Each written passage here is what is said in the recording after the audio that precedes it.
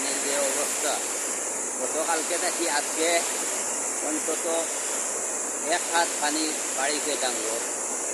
এই গাঙ্গর পানি বাড়ার কারণে এই এলাকার 10-12টা গ্রাম পানির নিচে বর্তমানে মানুষের বহু দুর্দশা। কয়েকটা গাছ ডুবিয়া ফেলাইছে এই পানির অবস্থায়। প্রতিগঞ্জ পৌরসভার অন্তর্গত 1 নম্বর ওয়ার্ডের নসিমপুর গ্রামের যে ভাঙ্গন, এই ভাঙ্গন দ্বারা 1, 2, 3 নম্বর ওয়ার্ড পানির নিচে যাওয়ার উপক্রম।